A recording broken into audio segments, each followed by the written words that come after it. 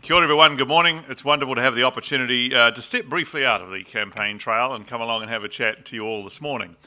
It's been another quiet week in politics. Not much happening, it's just the way we roll, us politicians, is always very quiet. I, for example, have been publicising my eminent economics academic career. Some of you may have seen it in the Herald yesterday.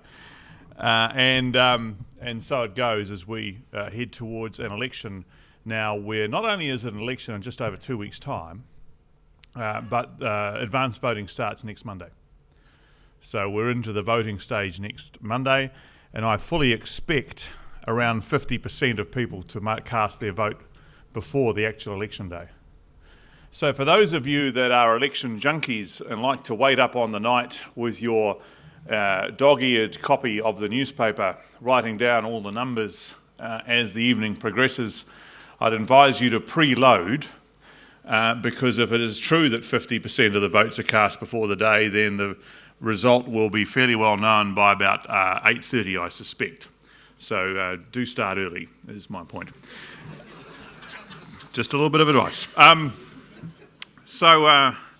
Now I'm going to give you a policy update and then a political update, and then I think primarily a political update. I'm assuming that's what you're most interested in at this stage of the cycle.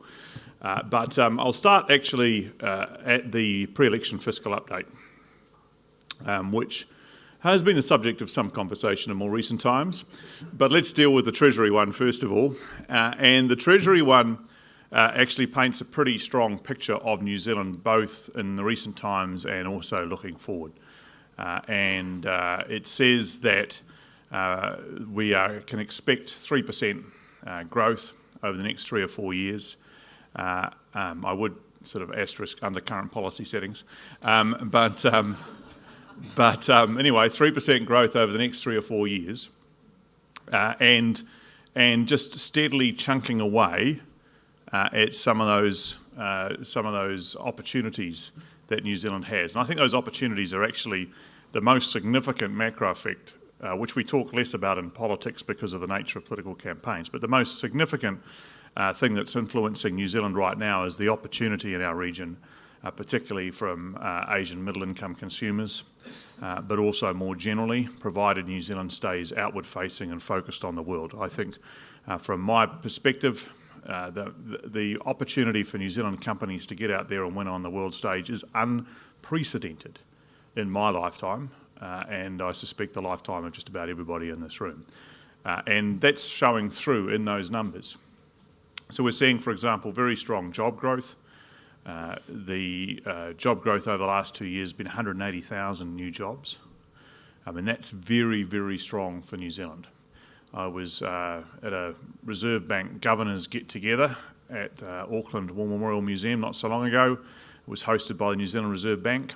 A whole lot of governors from around the Asia-Pacific region, sort of like a séance, gathered together to go over the entrails and discuss their views of the world. And I got to speak there, but more importantly, I was sitting with the Reserve Bank of Australia governor, and he was just absolutely blown away by our job growth numbers compared to Australia. Significantly better on a per capita basis, and in fact not that at that stage not that massively behind them on the overall numbers, and yet the Australian economy is 5 times the size. And the expectation is that over the next few years that we'll see job growth again of about another 215,000, which is actually one of our biggest challenges right now, because beyond the immigration debate, actually is sort of as a counter to the immigration debate, we are rapidly approaching in this country a full employment situation of our existing population. We're currently at our highest or second highest ever level of rate of adult employment. We have the second highest rate of adult employment across the whole developed world as we sit here today. So the biggest challenge is actually how do we provide enough people for our companies to keep growing, particularly if we start turning off the tap on skilled migration, which is one of the reasons why we're so focused on getting the settings right, encouraging that migration to continue. Because it's a very straightforward exercise for some of these companies. If you're a Rod Dury and a Xero, for example, you're going to keep growing. You're not going to stop just because Stephen Joyce or Winston Peters or anybody else says so. you are just going to say, well, if I can't get the skilled people here, I'll just set up an office in Sydney. That's how it'll work, or somewhere else in Australia, and grow my business over there, because these companies are portable and the capital is portable. So that's something that we have to have that debate over the course of this election campaign. So, as I say, the positives are strong. The surpluses situation is pretty good, although we're investing all of that back into infrastructure. And over the course of the 4-year period, our debt to GDP ratio will drop to around comfortably below the 20% target by 2020-21, and that will again give New Zealand the opportunity to keep growing. But of course, an economy is only as good as what it does for people. We can have a great debate about the economy, but if you pop into somebody's house in Lower Hutt and say, good news, the economy's cranking along, thanks for coming, and then they will quite obviously say, well, what's in it for me? What does it mean for my family? And the good news is what it means is if you have a strong economy, then the government gets to do some things that can help people. So investing in the public services, investing in the infrastructure, and also doing things with tax to help lift family incomes. I know a lot of the interest in Financial Services Council and in the release today is about future incomes, about KiwiSaver and so on. And that's important, but also current incomes are very important as well. One of the things I've seen through this process, if we're not actually supporting people's current incomes, then the debate about savings actually becomes a reasonably sort of esoteric one from their perspective. So it is important to be encouraging that, and that's why we put the family incomes package in place for 1 April next year, to give everybody a stake in that, and to make sure that we're not charging people on below the average wage 30 cents in the dollar in terms of income tax. And I think we do have to, as a country, keep shifting that middle tax threshold out, because you can't say to people, you've got a stake in this economy if you're taking not just 30 cents off them, but also if they've got a student loan, that's another 12. If they're receiving working for families or an accommodation supplement because they've got a sizable family, then their marginal tax rate it goes up by another 25 cents, because that's the abatement rate on working for families and the accommodation supplement. One of the biggest challenges we have as a society for our lower and middle income earners is that there's too many of them that are afraid to move. They're afraid to change jobs. They're afraid to add hours to their work week. They're afraid to take a second job because they're worried they'll lose more than they'll gain through their loss of various forms of income support that governments have ladled on them over many years. So one of the things we do with the family incomes package is remove one of those credits and bring it back into the tax system. Because I think one of the things we can do, all of us, over the next few years to improve the performance of our economy for our people is to make sure we closely link the returns from work to what people see in their pockets. And that's one of the focuses of family incomes package. So, as I say, pre-election fiscal update looking pretty good. And then, of course, it's guns drawn and fire shots all over the shop and see what the alternative choices are. And you may have seen a little bit of debate on that in recent days in the paper and other places. But what I do think we can distill the election campaign down to is two quite different economic prescriptions for New Zealand over the next 3 years.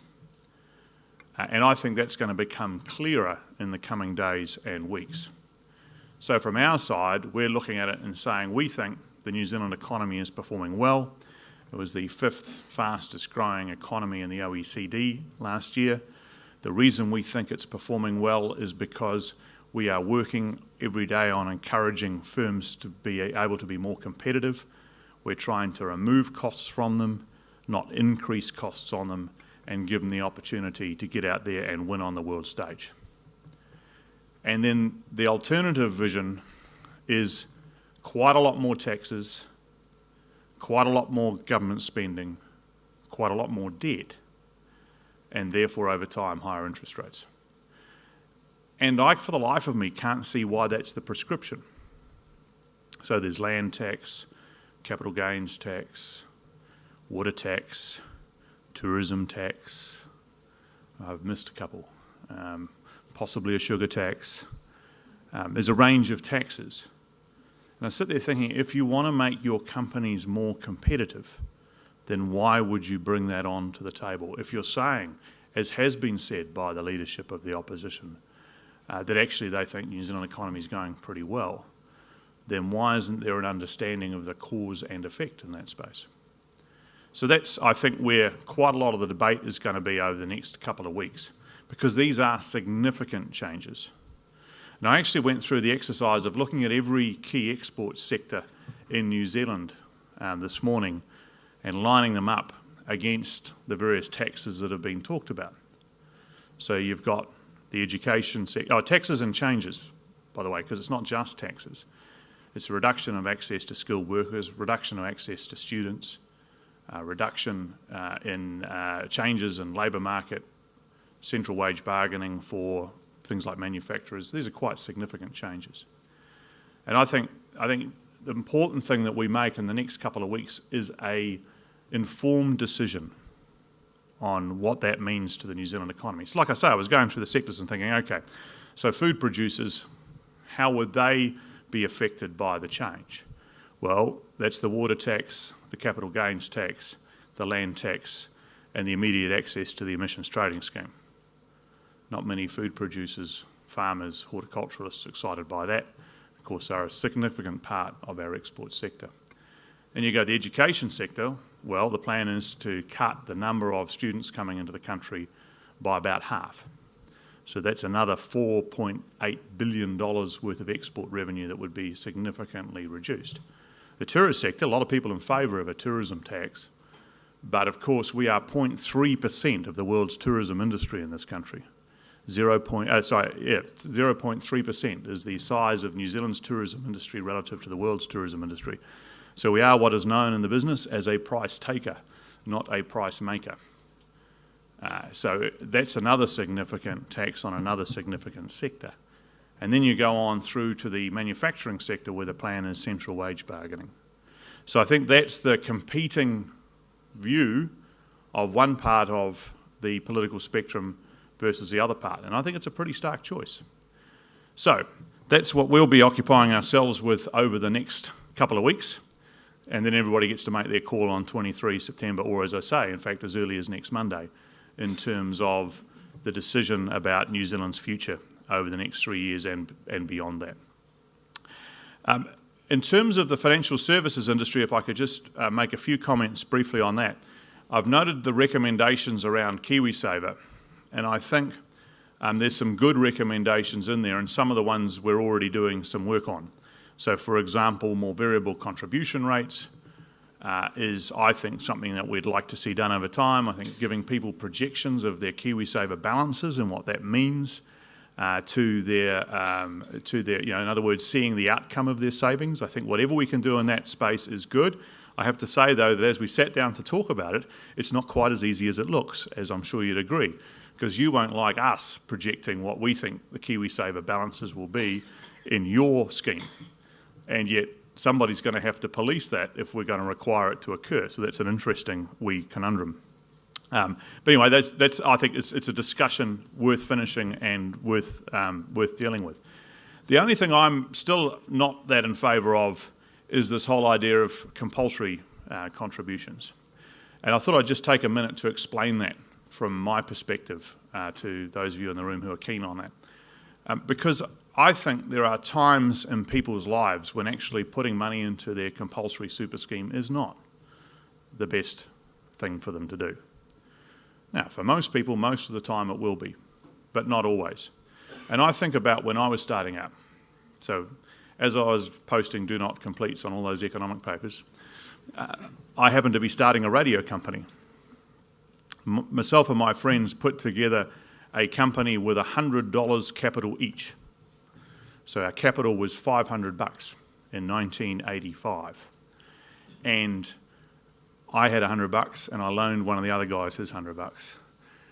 We had to go and try and borrow some money off the bank to get our radio company started. We didn't have much in the way of assets. So I remember the bank providing the assets and liabilities sheet. I wrote down my sports jacket as an asset. And then the bank manager suggested maybe we could just skip that one. And I said, well, it's the only asset I've got. And he said, well, you know. So I insisted, and it went in with the sports jacket on it. But my point is this. We then started our company, and every single dollar we scrounged and every single dollar we made was pushed back into that company for the next 14 years until the other guys finally said to me, because I was running the accounts, Joyce, we want to take some money out of this business. But until that time, we just kept building the business and kept ploughing the money back into it. And that was our choice, and it was the best thing that we could have ever done for our futures, because we made a success of it. We were able to sell the company, and I now have a super fund, which for me is pretty good. And I just can't look at 21-year-olds in the face who are starting their own companies and fighting really hard to build those companies, that you have to actually put your money in a savings scheme rather than in your own sweat and toil. So I think that's one example. And the other one is when somebody's got a very large mortgage, they should probably be looking to pay that mortgage down first, in most cases, before they feel that, at least down to a reasonable level, before they dive straight in and work really hard on their super scheme. So don't get me wrong, I'm in favour of super schemes, and I'm in favour of KiwiSaver, because for a lot of people, otherwise they wouldn't get around to it, because they're going to live forever, right? And so it's not until you're 50 that you work out that you're not going to live forever, and then it gets a bit difficult after that. But in the meantime, so that's important that people understand that. But at the same time, there are some people who should have the ability to opt out, so that they can make their own choices in the interim to do the things that they need to do. New Zealand is overwhelmingly supporting more mandating. I kind of get your take on your personal view, but New Zealand is overwhelmingly saying mandate more, increase more. Why won't the government kind of take a stronger stand on that? Well, we're happy to do it. Can I just tell you that my experience of politics is that people like a lot of things in theory, and then you get them to do it, and then they're less enamoured with them when it affects them personally. I'm not saying that this would be one, I'm just saying in a general sense, when you talk about these things, and then if it doesn't go the way that they expect, they say, well, why didn't you tell me that it was going to be this way? So I think generally we are supportive of particularly more options. We want to encourage people to choose more savings, absolutely. But as I say, there are some circumstances where, for example, if somebody's struggling along, particularly in a situation where perhaps you're trying to save a deposit for a house at the moment, and we're in unusual times where we have effectively an asset price bubble around the world as a result of not New Zealand's central bank, but central banks in places like Europe and the US, very, very low interest rates and printing money. I mean, they're still basically on a very long tail out of the GFC. So that's leading to high asset prices everywhere. And that makes it hard for people to get, for example, on the housing ladder. So we're doing unusual things, like the government is effectively subsidising people into their deposits, which is not something we'd previously seen in our lifetime. And so actually that, you take extra money out of people's pay packets, particularly some of the more sort of larger examples that have been suggested, then you end up making it harder for them to do those things. And I'm not sure, you get into a trade-off as what's the best way to accumulate assets? And the answer is we want them to accumulate assets. And the answer is the best way that they can do and the things they need to do at the time. Cool. Question from the audience. What's the outlook for New Zealand Inc. through 2020 and beyond? Well, as I say, I think we've got a massive opportunity as long as we don't trip ourselves up.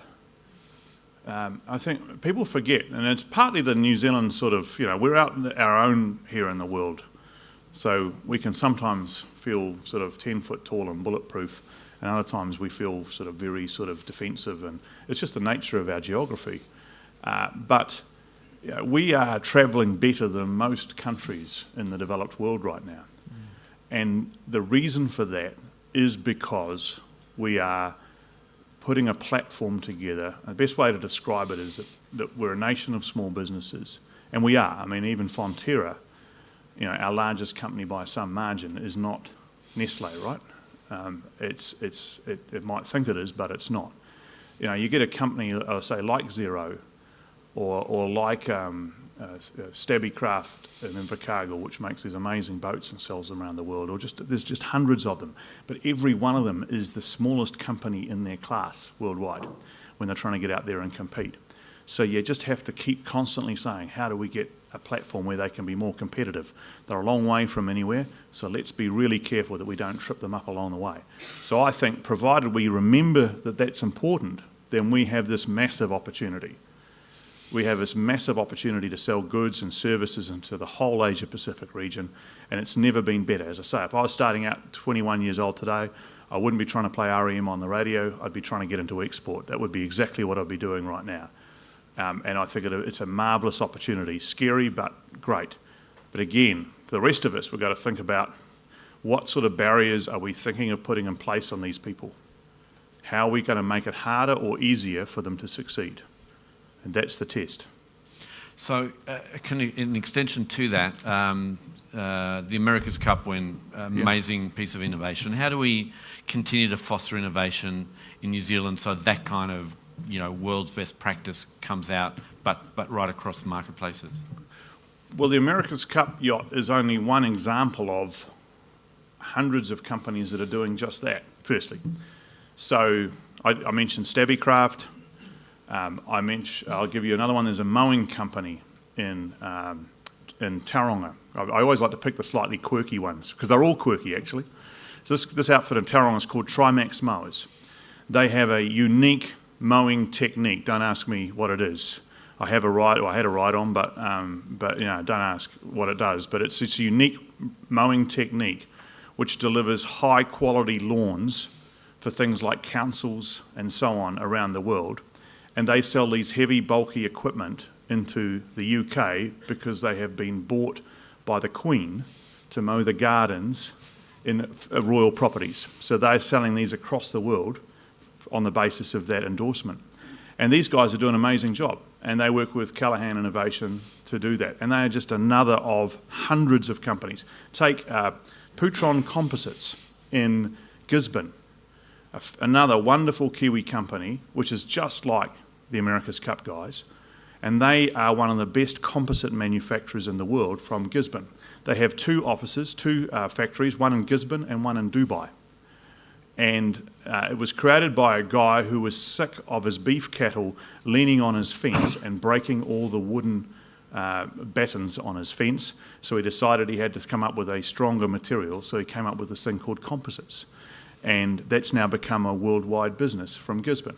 So there's hundreds of these outfits, and the good news is the number is growing every year. And the way we keep that going is we do what we do, which is effectively we're subsidising their R&D by about 20%. It's the one thing I think we can lean on them because our R&D as a country has been so low. So we subsidise their R&D by about 20%.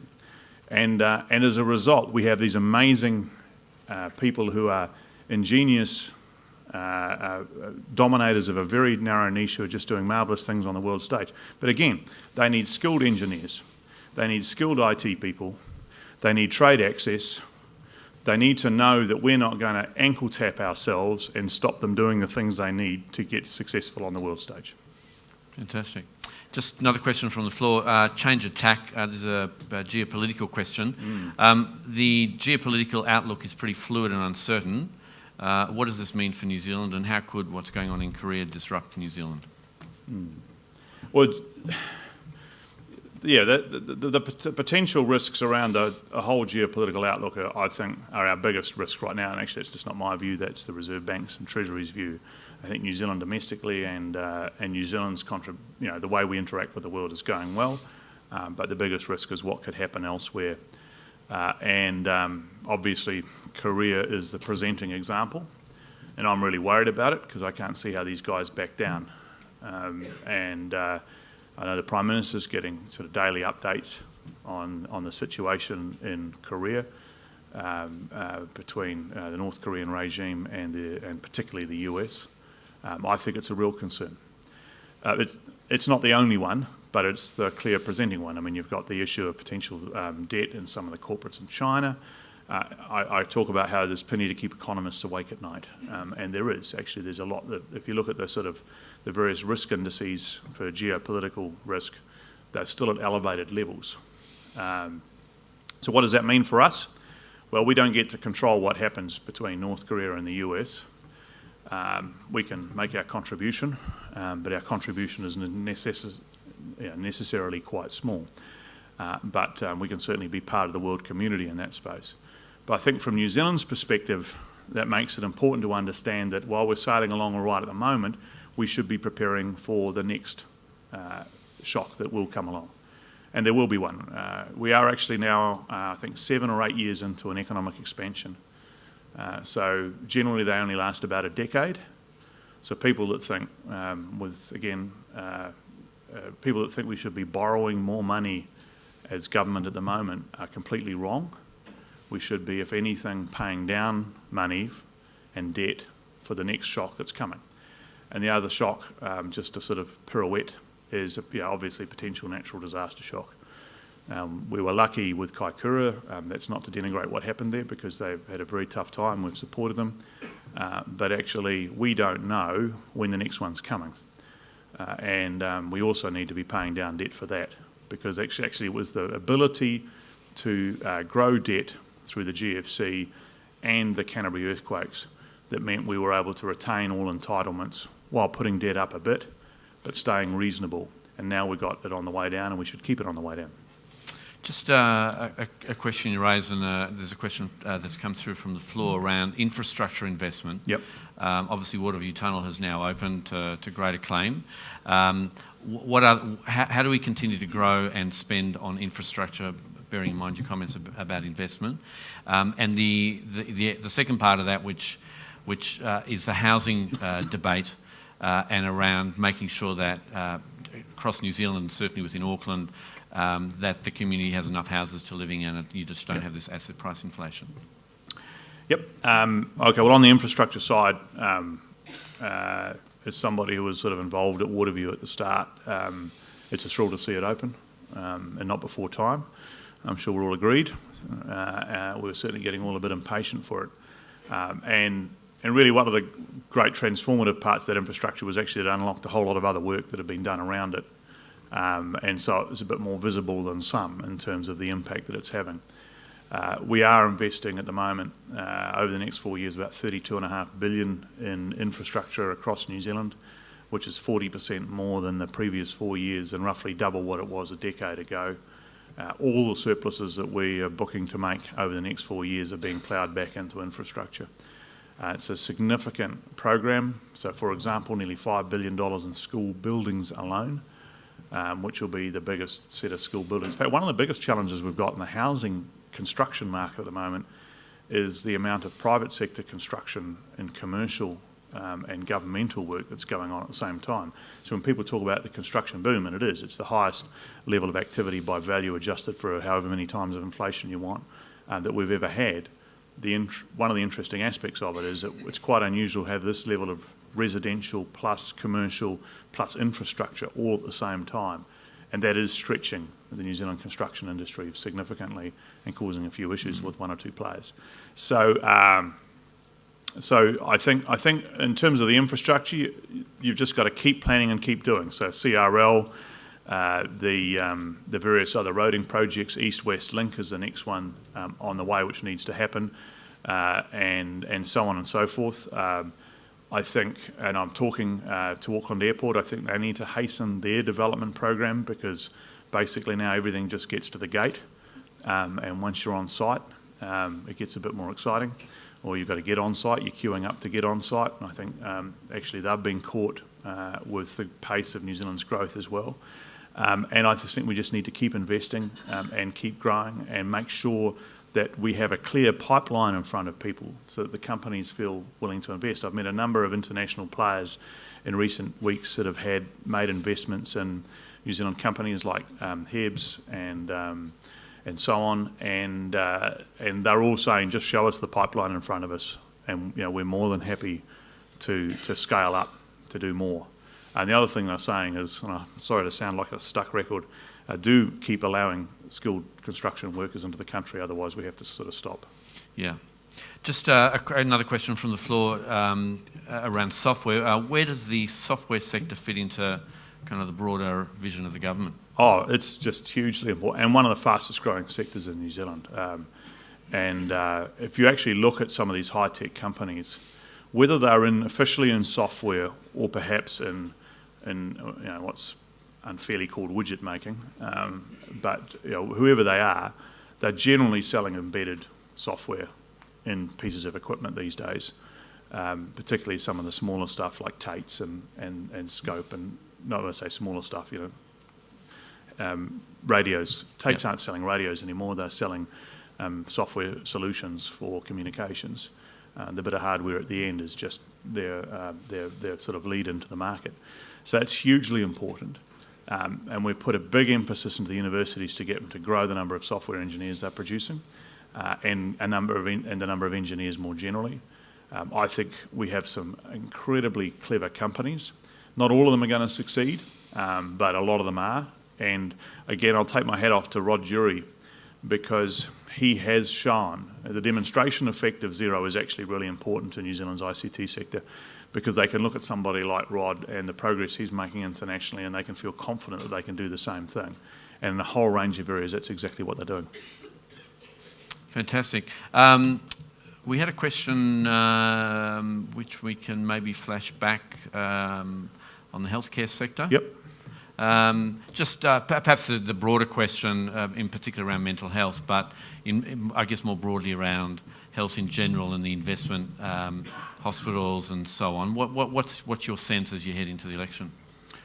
We're making massive investments in that sector. So if you look at the last budget, it's the biggest single lift in health expenditure in 11 years.